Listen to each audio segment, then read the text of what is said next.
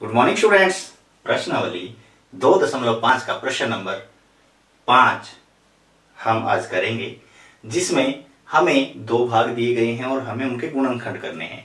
गुणनखंड करने हैं सरसमीका के आधार पे ही, जैसे कि हमने चौथे प्रश्न के अंदर सरसमीका देखी थी, x जमा वाई जमा जेड सारी की शक्ति 2, उसी पर आधारित है ये। देखिए, सबसे पहले तो हमें इसमें ध्यान रखना है कि जो वर्ग वाली संख्याएं हैं उनको छोड़कर, देखो ये वर्ग वाली संख्या है 4x की शक्ति 2, 9y की शक्ति 2 और 16z की शक्ति 2, इनको छोड़कर जो पीछे वाली है ये तीनों संख्याएं, इसमें देखना है कि नेगेटिव साइन किस में है, घटा का निशान किस में है।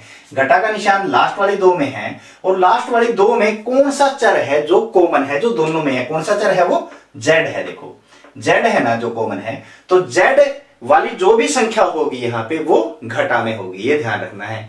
ठीक है, जैसे हम इसको देखते हैं, 4x की शक्ति 2 को मैं लिखूंगा 2x सारे की शक्ति 2, 9y की शक्ति 2 क्या लिखूंगा 3y सारे की शक्ति 2 और 16z की शक्ति 2 कैसे लिखूंगा 4z सारे की शक्ति 2।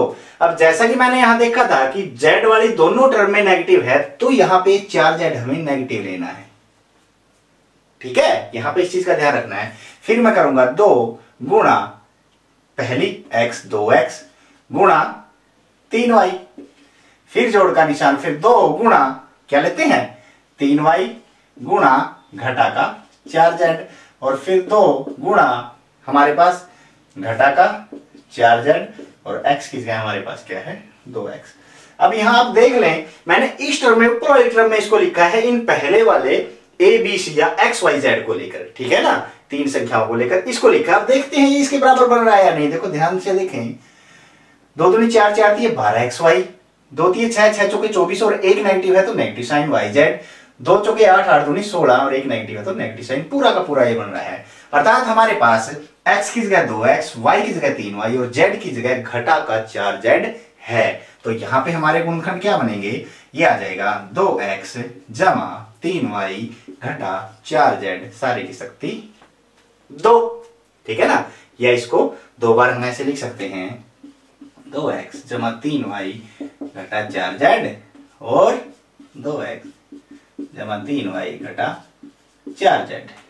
ठीक है, ये गुणनखंड इसके बन गए हैं। अब इस प्रश्न को भी देख लेते हैं, इसमें भी इस चीज का ध्यान रखना है हमें कि नेगेटिव हमारे पास टर्म है जो ये है और ये है, और कौन सा चर है जो दोनों में है, x इसमें भी है x इसमें भी है, तो x वाला जो हमारे पास संख्या होगी वो नेगेटिव साइन के साथ होगी। अब देखना है, अब 2x की शक्ति 2 को हम कैसे लिखूंगा, वर्गमूल 2x की शक्ति 2, वर्गमूल 2 का वर्ग क्या हो जाएगा, वर्गमूल 2 का वर्ग क्या हो जाएगा 2 हो जाएगा। ठीक है, ये जमा y की शक्ति 2 ऐसे रहेगा। और 8z की शक्ति 2 कैसे लिखूंगा, अब 8z को मतलब 8 वर्गमूल 8 लेना पड़ेगा, और यदि मैं वर्गमूल 8 लेता हूं, आप वर्गमूल 8 देखें, वर्गमूल 8 को मैं कैसे लिखूंगा 2 वर्गमूल 2, 2 बाहर आ जाएगा तो इसको लिखूंगा मैं 2 वर्गमूल 2 z सारी की शक्ति 2। ठीक है, अब इन्हीं तीनों के आधार पे अगले क्रम बनाएंगे। जोड़ का निशान 2 गुणा x, मेरे पास क्या है ये नेगेटिव आएगा ना, x यहां पे क्या आएगा नेगेटिव आएगा, किस आधार पे, इस आधार पे।